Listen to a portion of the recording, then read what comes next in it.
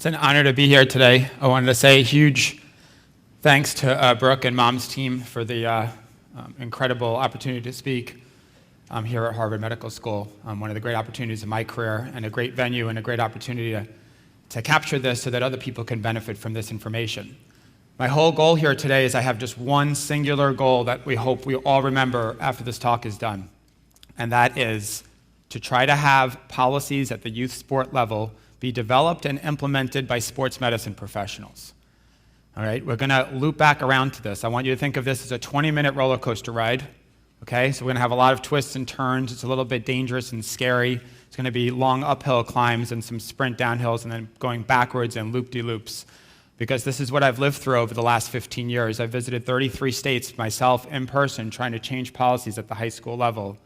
And I'm gonna try to impart some of that experience with all of you right now. I've also had the very unique opportunity to serve as an expert witness on over 30 cases where athletes have died in sport, almost all of them high school athletes. So I've seen it a lot from the dark side after the death takes place and the conversations with the parents. Okay, the bottom line, just remember the goal: the development and implementation of policy changes in sport need to be done by sports medicine professionals. Appropriate policy changes save lives.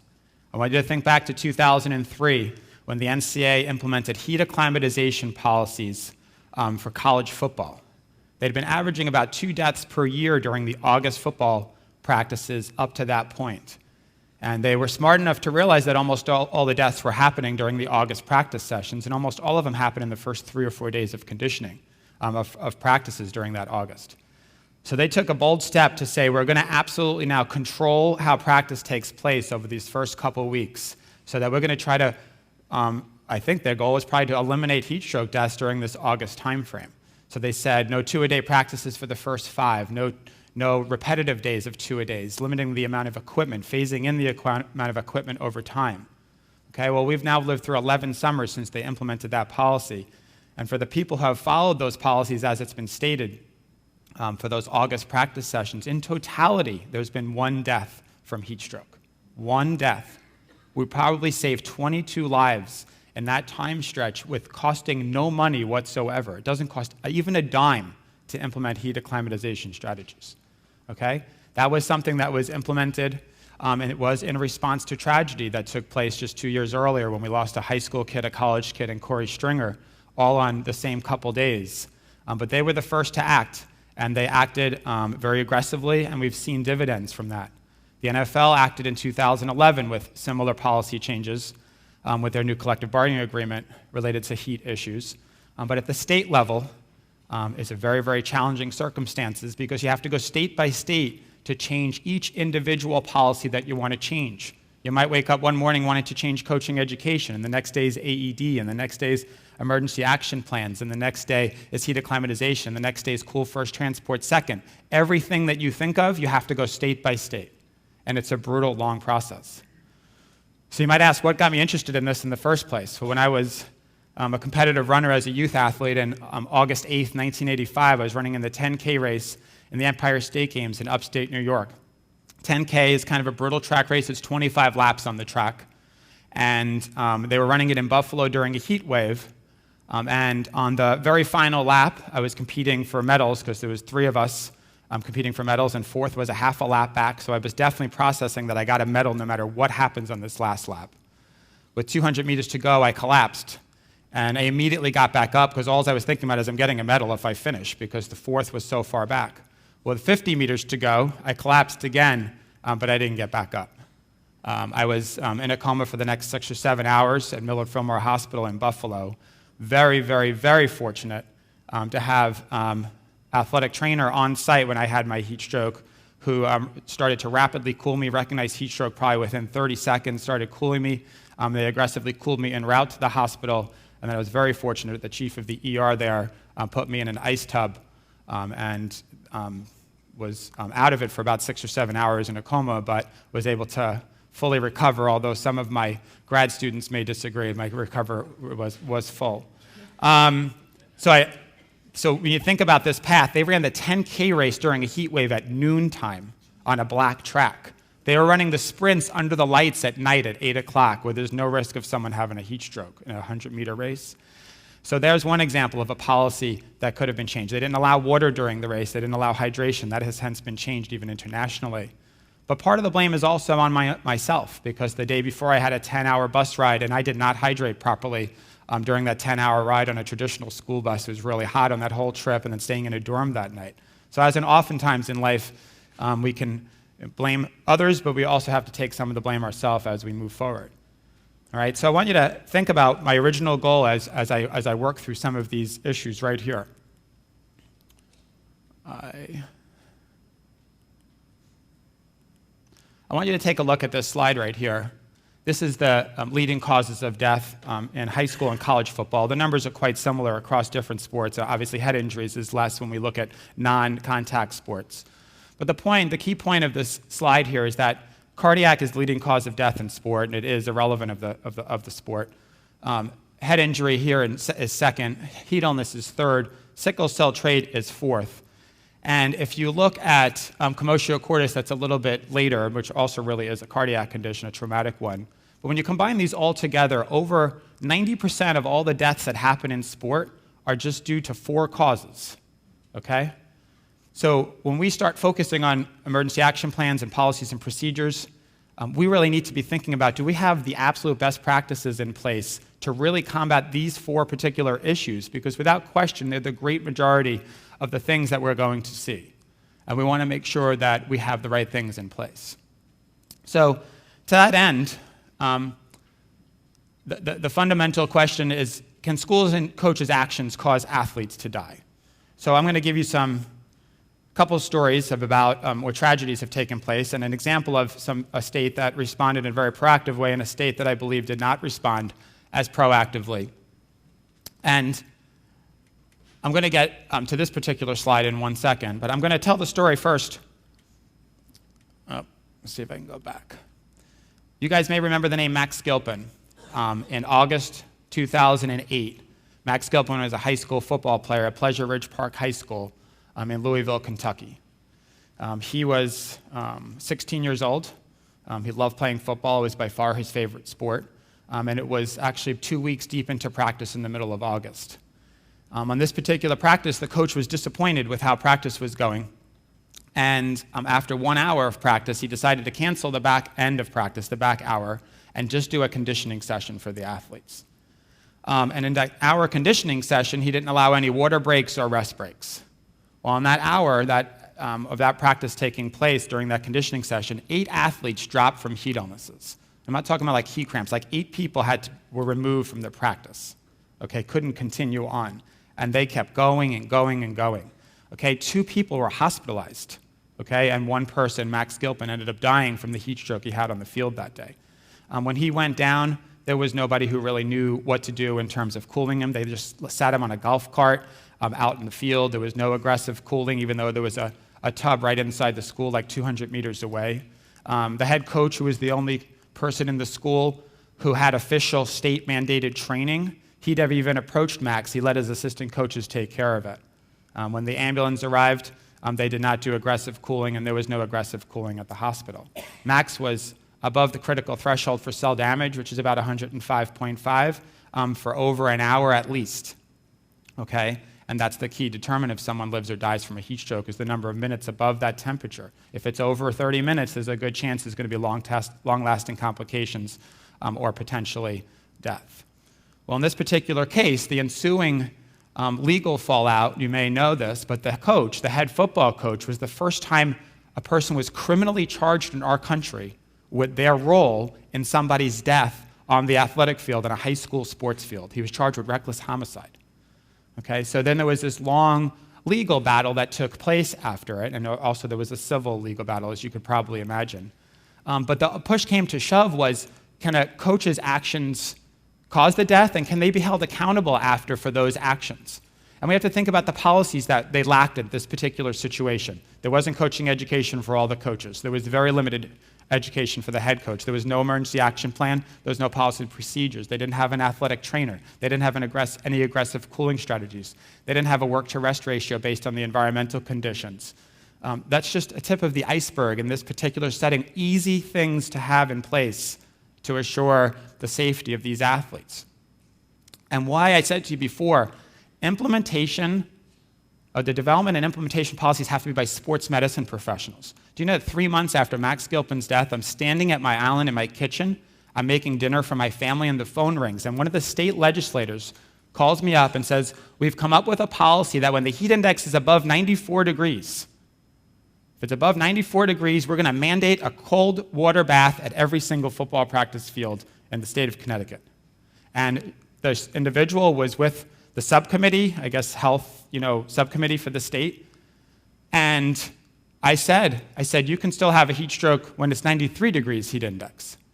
And the individual was a little bit taken aback, went through Robert's Rule of Order with the committee and switched it to 93 degrees, right there, right on the phone, while I'm in Storrs, Connecticut, and they're somewhere in Kentucky. And then I had to say, this could go on all night, and I'm going to I have a lot of stuff to do, but 92, you also can have a heat stroke. And before you turn back around to everybody, I says, you need to consult with sports medicine professionals before you start coming up with policy and procedures. You have no role in making policies and procedures. So the thing you have to remind yourself, remember, either you can pass a law, to change policies, obviously, but most of the policies that are pretty easy to get through at the high school level, you go through your state high school athletic association, The problem with state high school athletic associations is a lot of times, or I shouldn't say a lot, thankfully, most go very, very well. Some of the times, they don't have close correspondence with the Sports Medicine Advisory Committee in their states, also known as the SMAC. The Sports Medicine Advisory Committee is athletic trainers and team physicians that help to establish policies and procedures. So in some states, the State High School Athletic Association just listens to everything the SMAC says and implements those policies because they don't even want to tread on that slippery slope. Well, there are some states that they won't even give a seat at the table to the Sports Medicine Advisory Committee. There's a state that they don't even allow a Sports Medicine Advisory Committee. And then there's just a lot of states that just they allow baby steps. So we'll let you get this thing through, but modified. And then we'll get this through, but modified. Very slow, incremental steps. But we have the evidence, and we've had it for a long time, to make these changes. So we have to remind ourselves that the people making the policies for high school athletes in America are athletic administrators. It's the State High School Athletic Association. They set all of the policies for all of our kids who play sports at the high school level. And it's why we need to aggressively change the whole paradigm that the Sports Medicine Advisory Committee should be setting all of these policies. AMSSM trained physicians, the American Medical Society for Sports Medicine, the leading team physicians in the world, working in concert with the National Athletic Trainers Association, athletic trainers who are serving our kids. Those are the ones who should be implementing the best practices. All right, so when we look at that was that whole long criminal case. The coach was actually found not guilty from the criminal side because it's very, very, very tough to prove criminal guilt because it has to be, as you know, unanimous decision in a criminal case. And they have to, it's tough to prove that words actually caused somebody's death out on a field. But I think it brought a lot of people's attention to this particular question. It's a lot easier to prove guilt in a civil case as compared to a criminal case, but it brought people's attention to this issue. So when we look at one particular issue that I started this talk with was heat acclimatization. So here you see this right here. This is the map. The map in blue are the states that the blue did not meet the minimum standards for heat acclimatization. So here you can see the states filling in red. Where I work at the Korey Stringer Institute, we've been very passionate about trying to get states on board with heat acclimatization. And you can see some power play high school sports states like Texas and Florida and Georgia and Arkansas, among others like Iowa, Missouri, and North Carolina, Connecticut, now Mississippi and Alabama have come on board. We have purposely targeted the Southeast because that's where most of the deaths happen from heat stroke. So if we're going to change this policy, this is where we've put a lot of our efforts. Very promisingly, Louisiana is going to be voting this winter, and South Carolina is now trying to take that next step because they've made some incremental steps previously. So this is just one example. So I told you how difficult it is. At the place where I work, at our website, we have 6 different policies and a map for all different 6 sets of these particular policies to just show where the states are at to try to motivate them to move forward. But when you think about all these policies and procedures, what's the bottom line when we're trying to implement them? Remember I said the development and the implementation. The implementation has to be done by the medical professional, the boots on the ground at the particular school. It's going to be the athletic trainer. okay? We don't want the athletic director doing it. We don't want the coach doing it. If we're going to implement an emergency action plan policies and AED policy and a coaching education policy and a cool first transport second, or all these different things to save lives in sport, it's going to be a state licensed medical professional. In most cases, it's going to be the athletic trainer. So you probably ask yourself, some speakers today have already spoken about the presence of athletic trainers. Well, we've had the unique opportunity where I work at the Korey Stringer Institute we have actually called, if you can imagine this, we have called every single high school in America, not a random population of them. We called every single public high school and every single private high school. And we asked them if they had an athletic trainer. Yes, there was about 50 people who worked on that for 2 years. Okay? So we didn't just try to pull out some percentage of them. We wanted to just know if they have an athletic trainer. If they didn't answer us the first time, we called them up to 4 times to see if they had an athletic trainer. So if they didn't have one, we asked them why they didn't, and there was a series of questions. And if they did, we wanted to get a sense of the extent of coverage. So I found extremely promising results from our particular study, that 60 to 65% of all high schools in America have an athletic trainer there every day. Okay? All the practices, the games. That's really promising that we're moving forward. What was more promising?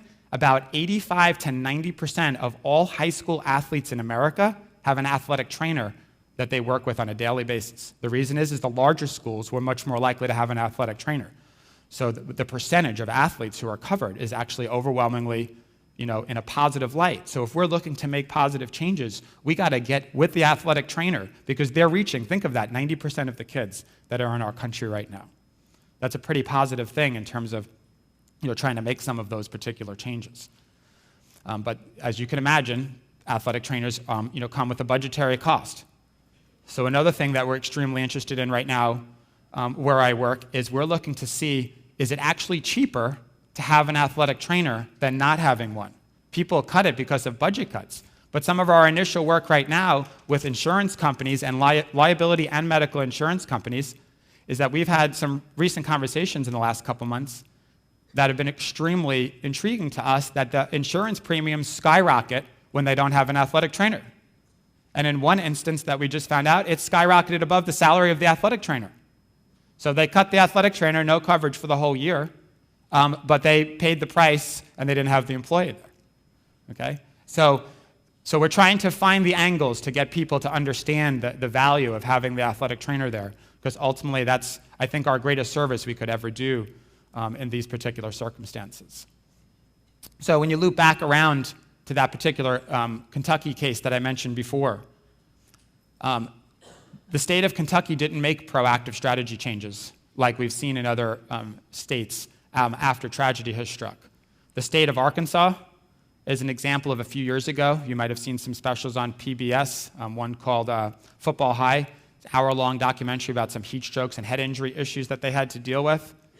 Well, when they had tragedy strike, when they had Will James and Tyler Davenport and Logan Johnson all in the hospital on the same day from heat stroke back in 2011, they responded with requiring every high school to have emergency action plans, requiring every high school to have a cold water immersion tub at their high school football practices. They responded with telling the EMT and EMS in the state that you're going to cool first and transport second if you arrive, because the tub's already there and set up. Don't put them in the rig and have them drive for 20 minutes and lose all those critical minutes. You're going to put them in that tub right there, then you ship them to the hospital. Then they also mandated coaching education. They mandated AEDs at all the athletic venues. Okay, that's how they responded to tragedy. Georgia did very similarly in their circumstances when they had the bad tragedies after DJ Searcy and Forrest Jones passed away 2 summers ago. They were on the path to already make those changes, but I think those deaths certainly provide the impetus, and they were the first state to mandate, require work-to-rest ratios based on the wet bulb globe temperature, which we need all 50 states to do. And they also mandated heat acclimatization as well, as Arkansas did as well. They mandated coaching education, and they went so far as to mandate preventing sudden death education, not just first aid CPR AED that doesn't cover any of the things like exertional sickling or heat stroke or other things we have to deal with as emergencies in sport. But you rally back to Kentucky, and they didn't make those positive changes. Sometimes people get a little stubborn after these things take place, and those kids are still at risk. The state of Kentucky has by far the highest risk of death from heat stroke of any state in America for a high school athlete. And they have more deaths from heat stroke there, if you could imagine, than Texas. And I'm not talking ratio, whole number deaths. A tiny percentage of people live in Kentucky versus Texas. They have more deaths in Kentucky, okay? So I'm giving an example of some of our challenges that we have ahead of us, all right? So, but I think the bringing people together like this from MomsTEAM, people of like-minded passion, trying to get things done. This is what I do from the second I wake up every morning until I go to bed each night. Every single run that I do and everything that I'm thinking about is how we can make these kinds of positive changes. And my last thing I just want to close on is that March 26th and 7th, we have the great opportunity to bring together a rep from each state's high school athletic association and each state sports medicine advisory committee. And the NFL has been willing to play host to these 100 individuals so that we can have everyone in the room at the same time to try to get policies to move forward faster instead of trying to just go state by state. The idea was first emanated from my wife about 2 years ago because she thought that would cut down on my travel quite a bit. But that's the path ahead. I want to just say thank you so much for the opportunity and have a great day.